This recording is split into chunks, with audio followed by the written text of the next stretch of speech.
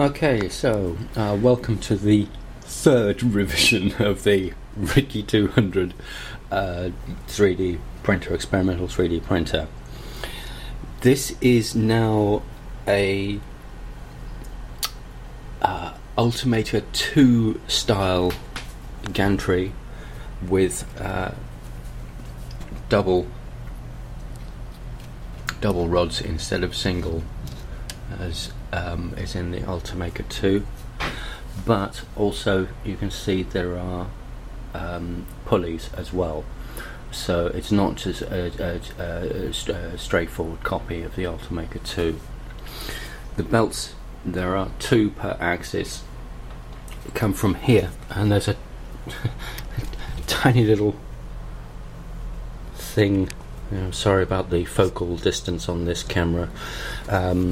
There's a square in there with a bolt on the back which clamps, and you can adjust each belt end thing. So the pulley comes back from here to there.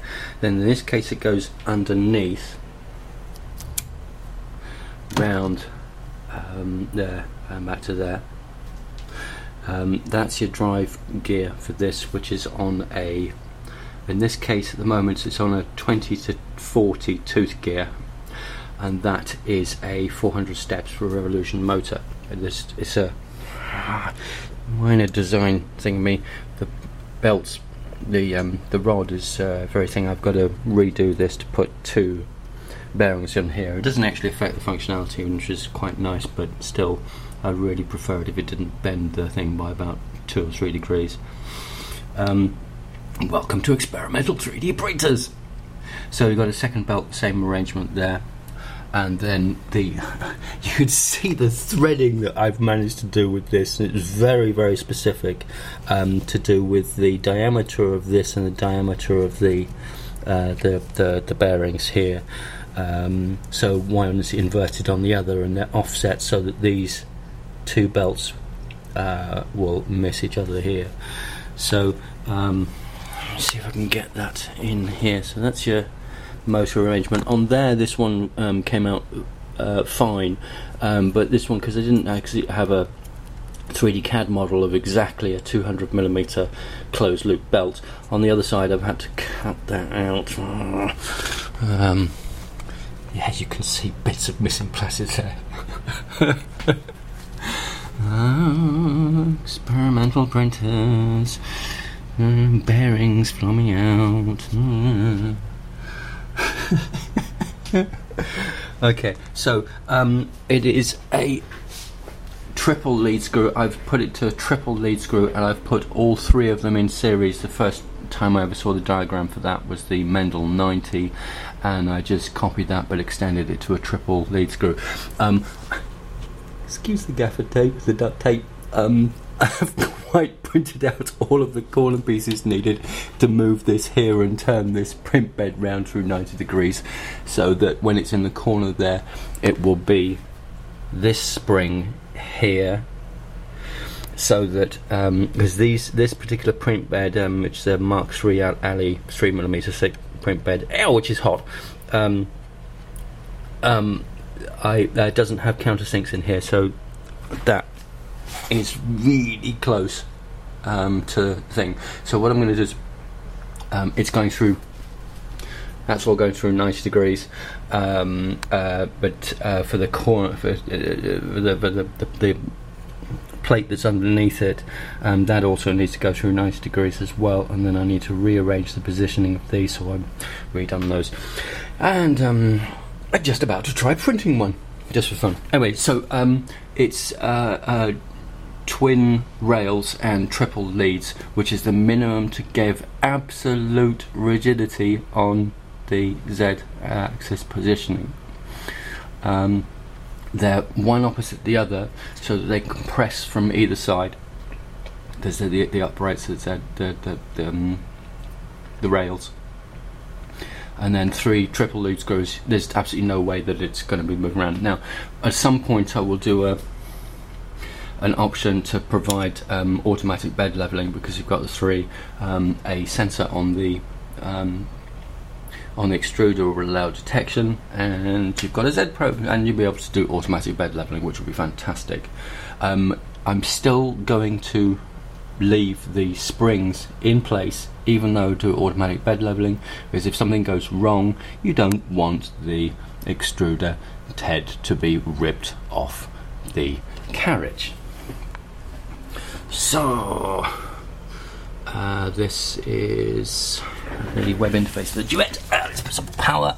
I apologise straight away, the fan is extremely loud. It doesn't seem like it, but the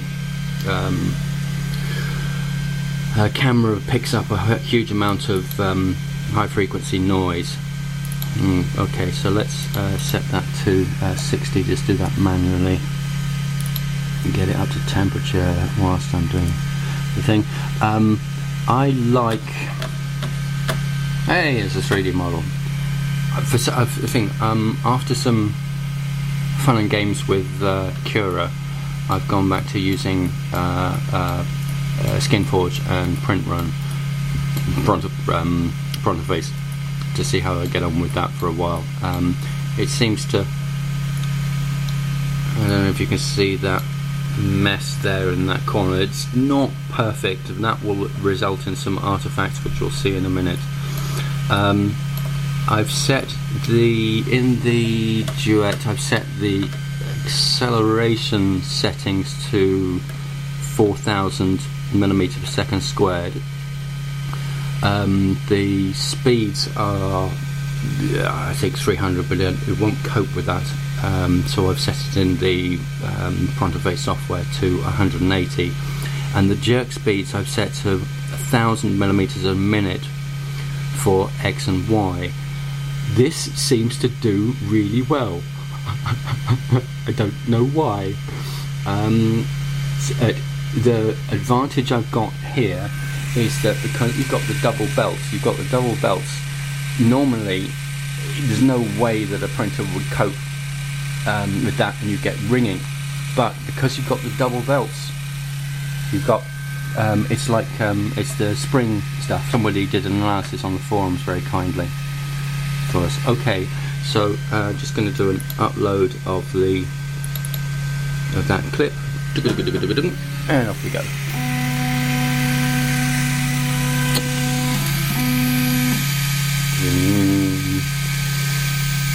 God, that's noisy. Now we twiddle our thumbs for a bit. Why didn't I do some of the talking? Oh yeah, I know, because the freaking fan. Yeah. So let's use that instead, so I can stay away from the thing whilst it's doing this. I deliberately used bright colours on this because then you don't have to do, and then explaining to other people, particularly over the internet on video conferencing, you don't have to say the bit that's got the thingamy, that the what's it, that the hoo-ha. You can say the purple bit, or the orange bit, or the blue bit. The carriage. Yeah, one thing I wanted to do. These, I'm going to be replacing the fans with this. Because keep an eye on this. Where are we?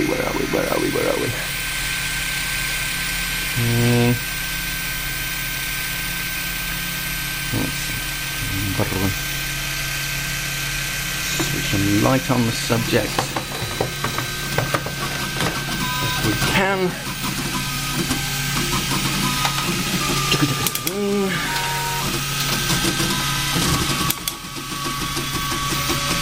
It's a very cute noise.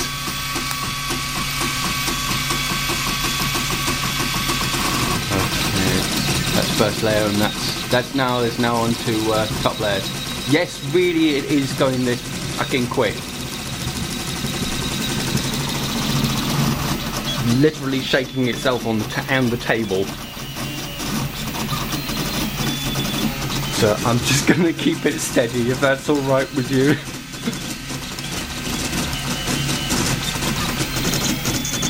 That's going way too quick. I can't run this at 200 millimeters a second until I put that down to a 1-to-1, 22 to a 22, because it's actually running outside. When you get to 200 millimeters a second, because of the gearing, you've got 2 times for the pulleys and 2 times for the gearing. It actually goes outside of the spec of the motor, so I've got to put a 20 to 20 or 1-to-1 pulley there to get some of the speed back, so to keep it within the maximum rating.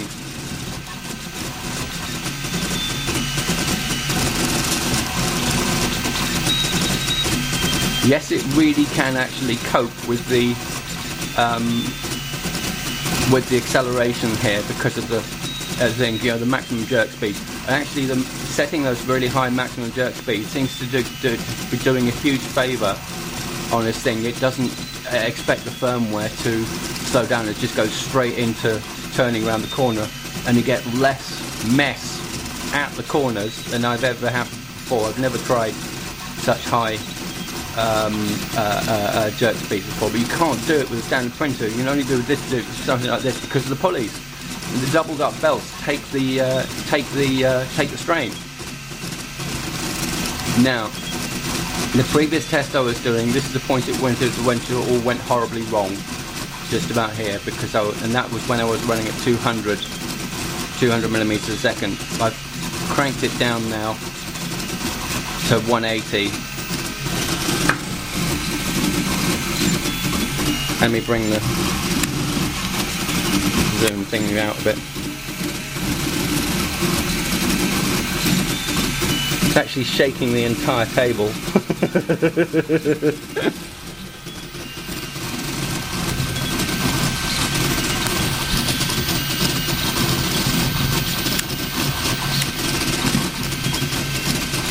Yeah, that's doing alright. It hasn't messed up like it did last time. See that motor going, wow, good grief, that's quick to the back there. Let me show you that's a Flex 3 drive extruder. Awesome bit of kit. Basically use a, zoom out, not in, out.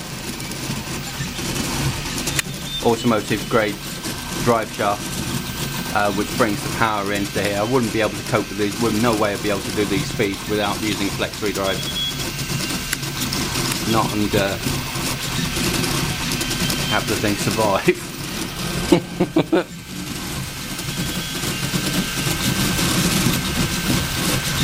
It's cute, it makes a really cute sound. So let's bring it out a little bit and show you that's kind of cool.